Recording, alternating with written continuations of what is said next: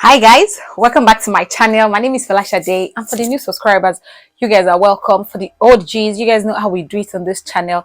Please do well if you're just stopping by to check my other videos.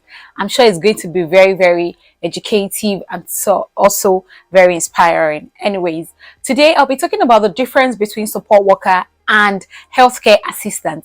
And the reason why I want to talk about this is because I've done the two jobs. I've worked as a support worker and I'm still working as a support worker and also as an HCA, which is healthcare assistant. So today I would like to share my experience, and I also would like to talk about the difference between the two, and if you would like to go for both or you would want to go for either of the two. Yes. So if this is the kind of video you like to watch, please do well and don't go anywhere because I'll be right back.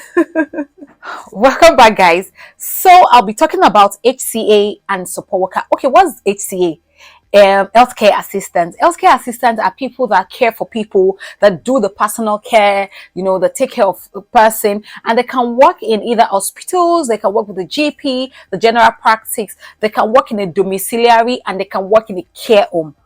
Yeah. Okay. What is a care home? A care home is a place whereby we have old people. They are there, people that are retired, people that have probably the very old people that they can't take care of themselves, or probably the family don't have time to take care of them. They put them in the care home. And while the domiciliary is different from the care home, is that you go from one house to the other. Those people can still take care of themselves, but they just need someone to come and do their personal care, and they can be on their own. So that's the difference between healthcare and the care home, and also the domiciliary. And as we all know, they can work in the nursing, the hospital, with the GP, and the like. So that's what the HCA healthcare assistant they do. They do personal care. They care for that person. Majorly, I have over time. Okay, before I go into this, let me just talk about what support worker do. Support worker is they support people to make sure that they can live independently. That is their job. Their job is to support an individual, and it can be someone with dementia, someone with disability, any kind of disabilities. So they work with them just to make sure that they can be independent on their own. So that's the layman explanation that I can give for both work. So the difference that I can now say is that a lot of people miss.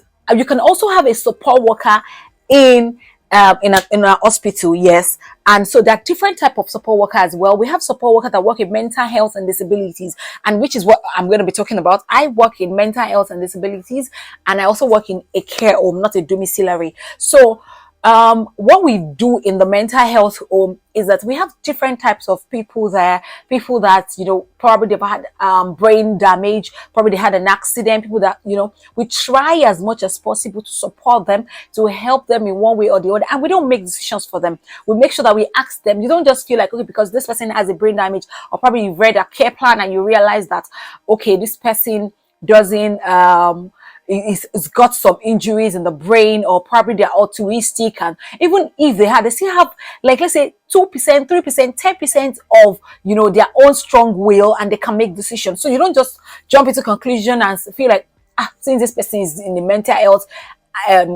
health and disability home, means that they cannot make decision by themselves. So we don't just jump into conclusion. We make sure that we ask them, please, can I do this for you? Or do you want me to do this? Or what do you want? We ask for their opinion. Okay, we show them things we want to do for them. Like, do you want this one or do you want that one? And they'll be like, okay, they want this one. Yeah. And if you feel like there is some that are their case is so peculiar that they can't even make decision by themselves, then that is now depend on you, and you now use your discretion and say, okay, yes, I'm going to go for this, which is going to suit this person. But at most, you cannot make decision for them, except that this person, and before you can even go ahead as a support worker to make decision for them, you need to ask your senior, your line manager, and people that are ahead of you. So that is one of the things that we do for them.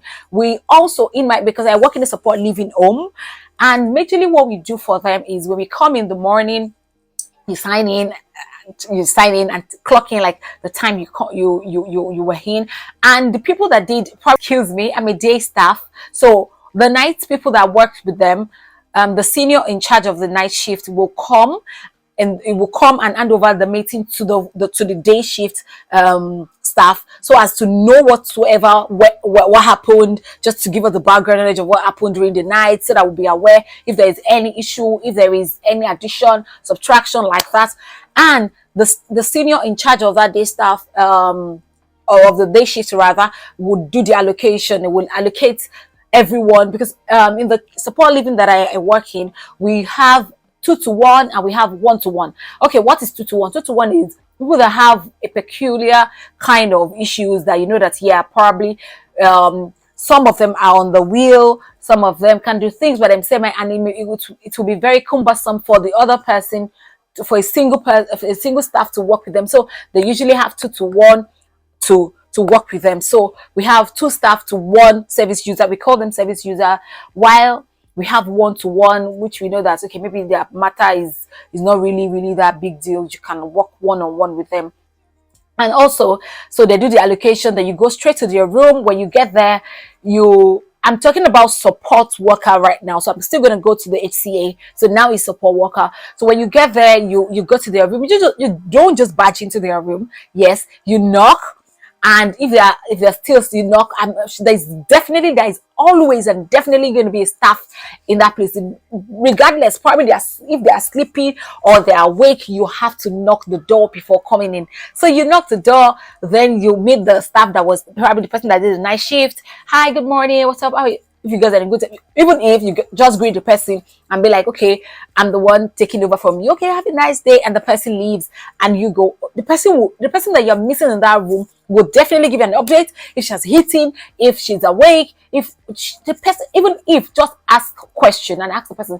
If it is 1 to 1, ask. If it is 2 to 1, still ask and be like, okay, what happened during the night? Despite the fact that you've had some things during the allocation, yeah, but you still need to ask the person that was there personally to tell you, like, okay, yeah, she slept around so time, slept around, just a chit chat. Within 5 minutes, you guys are done. It might not even be up to that. Yeah, then if the person is sleeping, you go to the room to check. Or if the person is in the lounge, they have a sitting room. Like the home that I work in, there is like a mini flat, a 1 bedroom. There's kitchen, there's bedroom, there's their lounge. You call their sitting room, their lounge area is there. Everything in their flat. So you check and see that, okay, the person is sleeping or is awake. Then you familiarize yourself, especially when you're new staff. I remember when I just started, I make sure that I'm always laughing. I have got good countenance. I'm not frowning. No, have got good countenance. Like, hi, good morning. I call the person's name, and by the way you approach them and smile will make them know that, yes, this person is a nice person, because they see you for the first time, and they usually see a lot of stuff, so that can even trigger them or get them agitated. So by the time you come in and you're boning, they'll be like, this person, they will give attitude or something like that. So you smile, good morning, how was your night? If you slept well, okay, what would you like to eat this morning? Okay, the person will tell you, okay, if they can talk, because we have some that can talk among them. So that is why it's very important for you to interact with the person that did the night shift or probably the day shift, depending on the shift you are going for, right? Yeah. So you interact with the person and be like, okay, so what does the person eat? So what are you going to have this morning? Or what are your itinerary? What you want to do? Some of them have doctor's appointment. Some of them want to call their parents. Some of them want to visit their friends. So we have so many cases. So before you even start working, they are going to be doing some trainings and you're going to be reading their care plans. Because their care plans is what will give you the knowledge of the person you're going to be working with. They're not just going to send you into the person's apartment and stuff, because you need to know the background knowledge or information about the person, so you know what the person can eat. Yes, it is very important you read their care plan, and they try as much as possible to also paste the care plan on their wall so as for you to read when you come in. So you read their care plan, you ask for what they eat, you know what they eat. Some of them they have high risk of choking, so you know that you can't give them food that are dry. So it's very important that I'm just giving you an insight of what we do. Yeah, so you read it and some you have to add thickener to their drinks, so as not so they can't just be taking anything plain. You need to add thickener to it to help them lower the rate of their choking. So that's that. Then you familiarize yourself. We do proper cleaning for some of them that can't do it by themselves, we do it as a staff. You clean the apartments, you clean their rooms, you clean their room, their toilets, you help them with laundry. But for the ones that can do it, that you know they've got some mental capacity, because once you read your care plan, you will know that so person has, to some extent, maybe 100%. Some of them have 100% mental capacity. Some of them have 20, depending on the percentage. So you know, okay, then you just encourage person. What would you like to do today? Should we?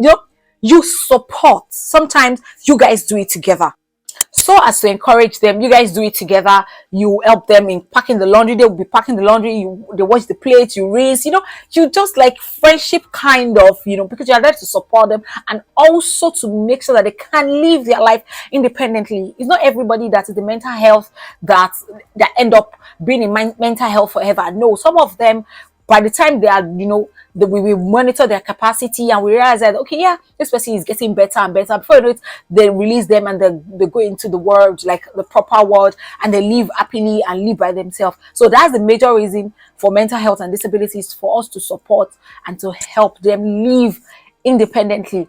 Then after that, don't let me bore you. So when you know what they want to do, where they want to go, that's that. And some of them, they just go for work. Then you follow them, and you need to always interact with them. Don't just leave them. I'm like, I beg, I can't on the, yeah. So sometimes, and the one thing about them is that they do repeat things. The more you work with them, the more they tell you the same particular story over and over again. And don't say, I have heard this story before. I have read, or doing your face like this. No way. Just laugh and pretend and still do like, oh wow, are you serious? Even though you know the next statement the person is going to make. Yes, but try as much as possible to be calm, to be, have a good listening here. When you're talking to them, you look at them straight into the eyes, and you don't just be like, okay, big, I'm tired. No, you show empathy, you show care, you show concern. It's very rude when they're talking to you. Anybody that's talking to you, you don't look at them, you just look away. It shows that you're not interested in the conversation, and that is counted as being rude. Yeah. So that is that. I'm sure this video is really long because we do a lot of things, and I'm just trying to hasten it up.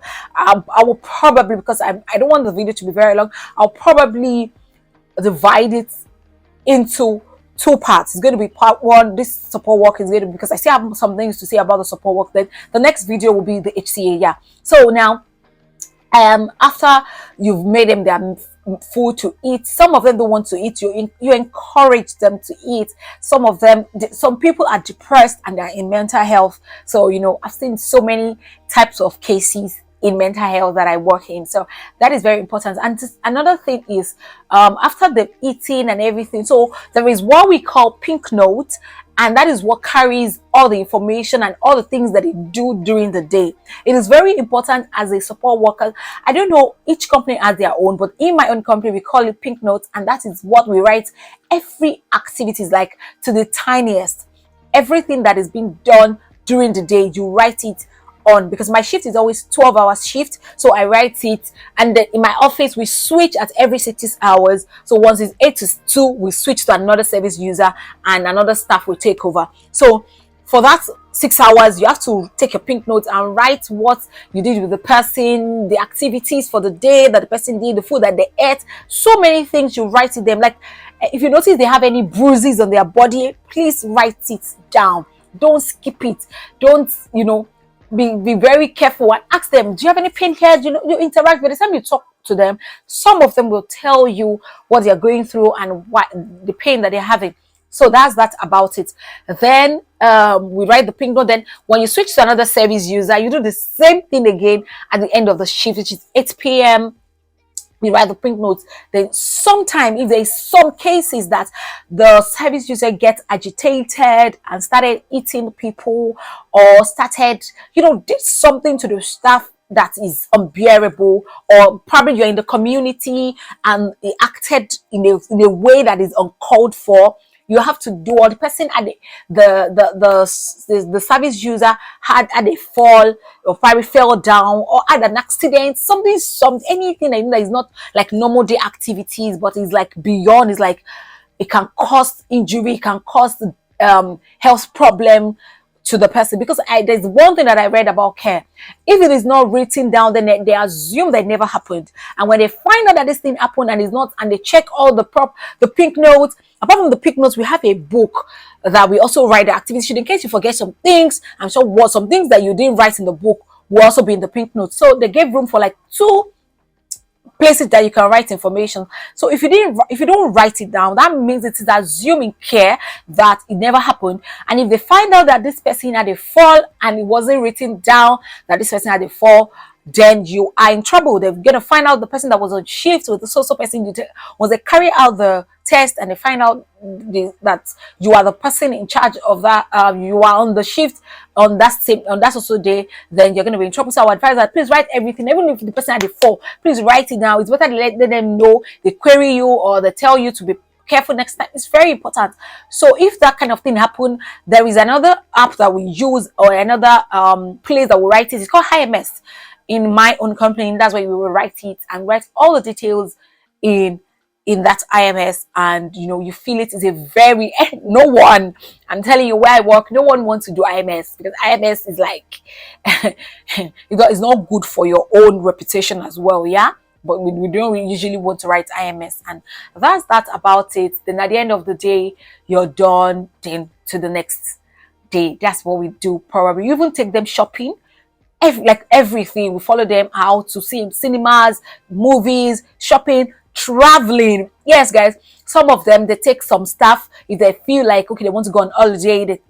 They take some stuff to us as far as Australia, Spain, anywhere in the world that they want to go to. The staff also will go, and the staff will be paid even more than the normal pay that they give to the staff. So that's about support work. So if you feel like this is the kind of thing that you can do, as much as I've said that, yes, all this thing, I know it looks so sweet and easy peasy, I will tell you that when it comes to support in mental health deals with you mentally. So you have to be mentally sound, mentally strong before you can work in support in mental health and disability home. If you know that your mental capacity is very strong, no problem, then you can work there, because it is not easy. If I come here and say, hey, very sweet, some days you find it very easy peasy, while some days you find it very hard. Yes, and I'm being sincere with you guys.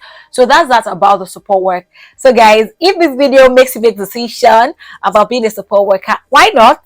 Please give it a thumbs up, like, and share. Love you. Bye.